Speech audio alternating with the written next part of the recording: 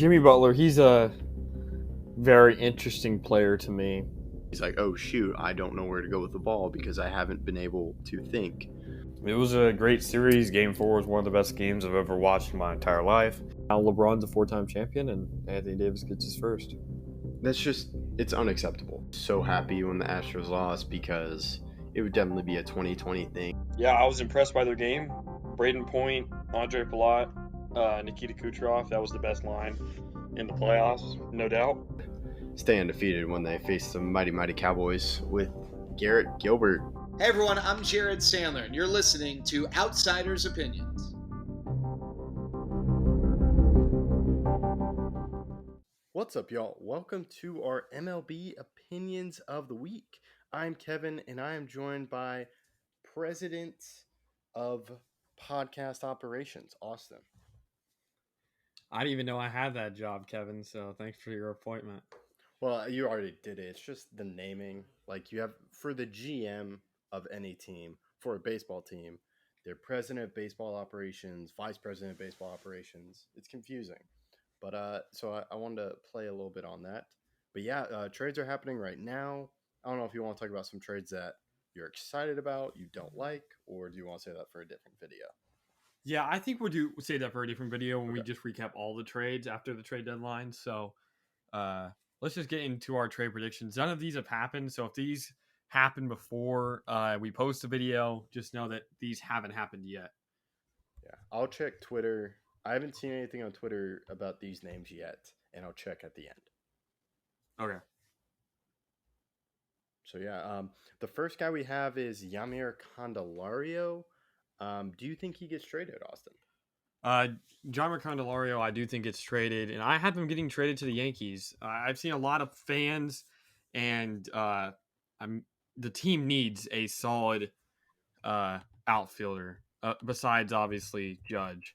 And Jeimer can play third base right now, and that would allow us to move Kiner basically to the outfield. I think Kiner, while he is a good infielder, he's hitting over 300 over his last 20 games. His last 20 games, he's played very well. And I'd like just to move him from the infield completely. And if we got John Candelario to play third, that would allow us to keep Kiner in the outfield more than having to move him in, because Kiner's a good fielder and his speed is better than a lot of guys we put in left field, whether it's Stanton or anyone else really. So I would like Candelario, and I think he'd be a good fit. Yeah, that's an interesting spot. And yeah, with Kiner for left, I think that's good about his bat. I think his weakest thing to me was his bat, but he's a great utility player, and I think that's what on a competitive team like the Yankees, I feel he's a utility infielder for the goal. Yeah, but he's played a lot of outfield with us, so yeah, I'd like to see him move there more. He was one of the only Rangers. The only position I believe he didn't play was pitcher and maybe center field. Yeah, he's played every position with the Yankees except for catcher this season and first base. So with the Rangers, he didn't play any outfield, but he did play catcher. And he still has yet to play first base, but we have so many guys that can do that already that I don't think he'll ever have to do that. Yeah, so with Candelario, I'm going to the Angels. I think third baseman's there. They have a lot of injuries, and then with Rendon, maybe he can slide. Well, I was about to say slide into his DH role, but that's not happening. But then they can just give him some off days and maybe get some Rendon, some rest. Maybe. Then Cody Bellinger. Some people are saying he's back to 2019 form. He's really hitting well lately. I think because of that, I think he's going to stay. I think the Cubs like where they're at, and I think he stays. Yeah, he is a mutual option. I highly doubt that is used because it's mutual, and he will not accept that. He's hitting 315, which was higher than he even hit in his MVP year. His OPS plus is 142. He's staying. As much as I'd love the Yankees to get him, and I've seen some talk about it, the Cubs have won 8 straight games. They are very close to a playoff spot, And the way they're playing right now, I wouldn't be surprised by the end of August we see them in that spot. Yeah, I'm looking up right now to see how far they're at out of the wild card. They're 3.5. 3.5. Okay, and it's you don't know about that division as well. Yeah, they actually won 8 straight, but they lost today. Okay. Before we recorded, I didn't see. So they won 8 straight, but they lost today. They're still 3.5 games out, but they're still close enough in the division. They're 3.5 games back out of the division and out of a wild card spot. Yeah, so we'll have to see what happens there. But yeah, I agree with you. Then we go Daniel Bard with the Rockies. This is a longer term deal, but he's up there in age. What do you think happens? I have him getting traded to a team that I feel like needs relief pitching, and that will kind of buy into this season because we haven't seen them be this highly rated in a while, and that is the Diamondbacks. The Ooh, Diamondbacks are okay. struggling in their closer role. Chafin has a 4.19 ERA now. Scott McGuff has a 4.38, and he's designated as their closer at the moment. The best reliever is easily Kevin Ginkel or Kyle Nelson. Both of those guys are extremely proficient at the moment. But if they got Daniel Bard to kind of hammer down that closer role, this team would be dangerous. Yeah, that's a good trade. I feel the Rockies should trade him, but the Rockies just like to be at the pitchfork of what they should do as a team. Should they rebuild? Should they go all in? I think they just choose a middle. They walk through the grass. That's what they do. So I have Daniel Bard staying. Okay. And then the next player we have is Tim Anderson, and I'll say where he gets traded to right now. I have him going to the Giants. Yeah, I thought about the Giants receiving some of these guys. I ended up deciding against it, but I have Tim Anderson staying. I think they're going to want too much for him, and the fact of the matter is he's not worth all that much considering that he just hit his first home run yesterday. Yeah, with the Giants, I think it's more long term. I think they can go, okay, is Crawford going to stay? What are we going to do with Crawford? But you can also, if they sign a shortstop or make a trade, they can move him to second. And he was very good last year hitting wise. It's just he's in a down year. So maybe change of scenery helps you, but I can also see him staying. Mm-hmm. Now we go to CJ Crone, another Rockies. I'll let you say, does he get traded? I think he does. And I think the team that makes the move is the Cubs. Trey Mancini has really struggled as the Cubs' primary first baseman this year. And while Cody Bellinger can play first base, I think he's better in the outfield. So I would put CJ Crone, a guy that is hitting well again. He does every year. You may say, oh, it's only because he plays in Colorado, but he's had some good seasons even before that. I think that the Cubs would make good use of him. Yeah, I think any team that could get him would make good use of him, but I don't think he gets traded. He stays. And now the next player we have is another Rocky, Elias Diaz. I think Elias Diaz stays after winning All-Star Game MVP. I feel like the Rockies want to keep him because of the attention that is brought to the team by him. So I think he stays. That would make sense. And I think the way I've said, the Rockies won't trade guys, but the Rockies are confusing. So I'm having them trade Elias Diaz to the Astros because Austin, I think Martin Maldonado might be one of the worst catchers in baseball. Yeah, he's I know struggled this. What Or yeah, what were you gonna say? you go?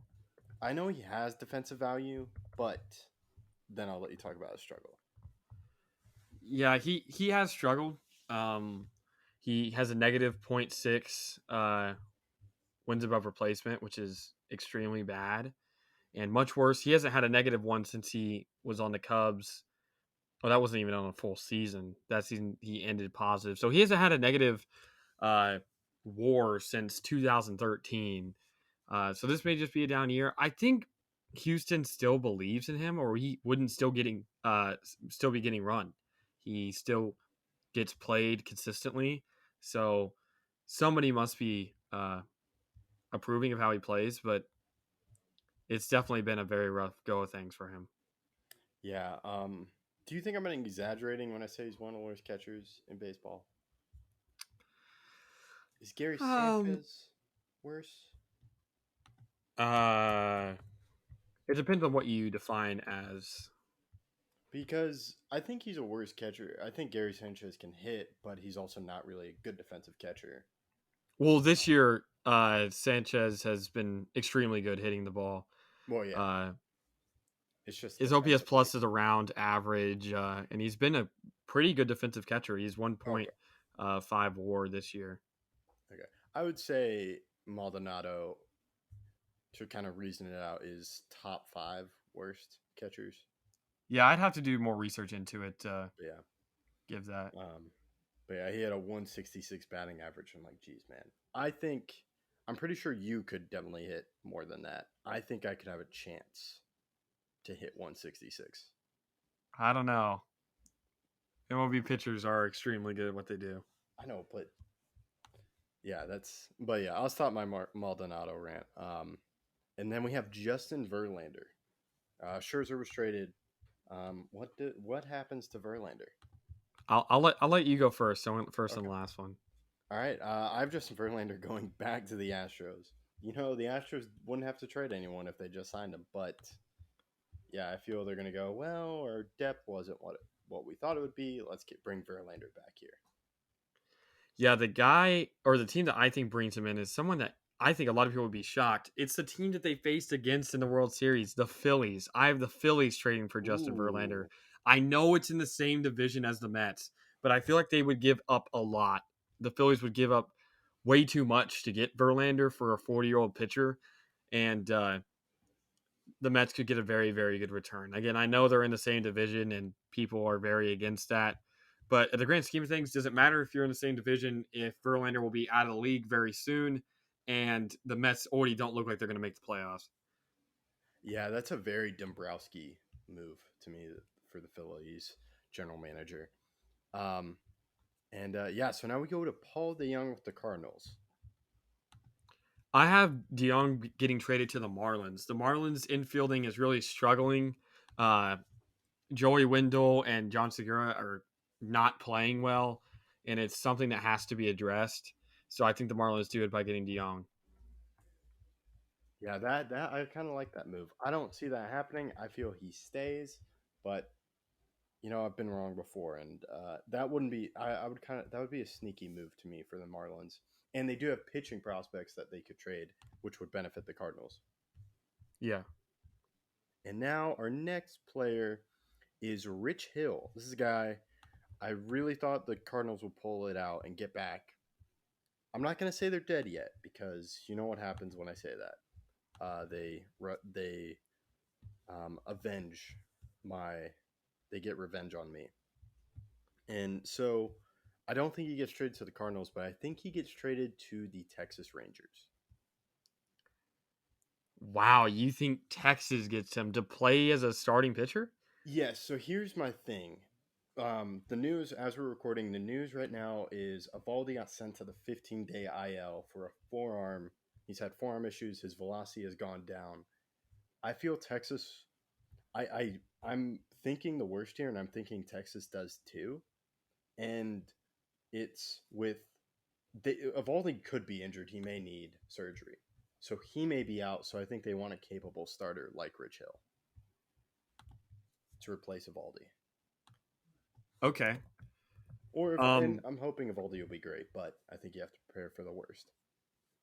Yeah, I understand that. I have Rich Hill getting traded to the LA Angels. I think the Angels want to make a starting pitching move, and he's an older statesman, someone that can teach the rest of the starters like Reed Detmers, who's young at 23. Patrick Sandoval's only 26. They haven't been in the league all that long. Same thing with Griffin Canning, who is their other major starting pitcher at the moment. And he'd be, I think, a solid starter for them and a team that's trying to keep Ohtani. Yeah, I like that move for them. And I'm looking up what's his ERA. I remember he had a great ERA. Yeah, it's kind of ballooned up 4.82 for Rich Hill. But yeah, I think he'd be a capable starter for the Angels. Yeah, I agree. And then, so we have Josh Hader with the Padres. What happens to him?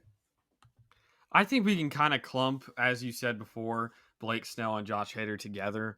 So we'll do both together, and I think both stay. I think the Padres are way too uh, egotistical to trade those guys out, especially because Blake Snell is creeping up on the NL Cy Young. Yeah, and they just won 2 from the Rangers. They could sweep the Rangers as we're recording. I hope that doesn't happen, but I feel they maybe have a false confidence in themselves. So yeah, I have them both staying. And then, oh, I believe I skipped this guy, Marcus Stroman.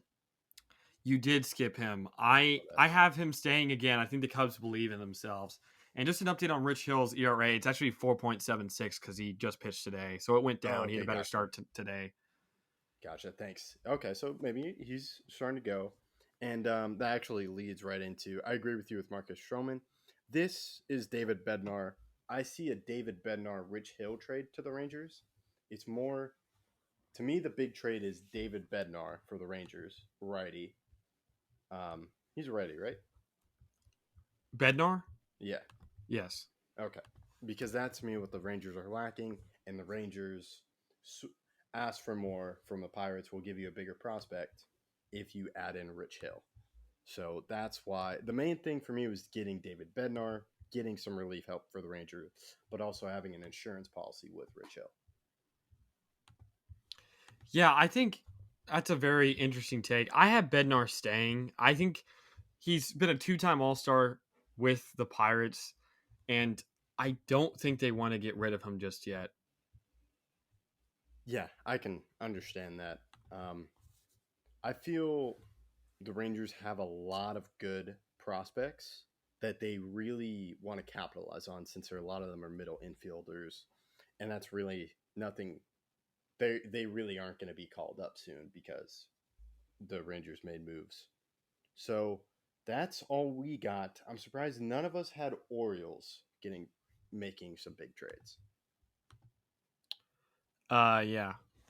But yeah, that's all we got. Any final thoughts, Austin? Nope. All right. That's what we got. Let us know what you think. And make sure to check out videos before. Follow us on Instagram, OO_podcast20. Twitter, I believe, OO_podcast. That's it. Let us know what you think. And make sure to follow us on all those platforms.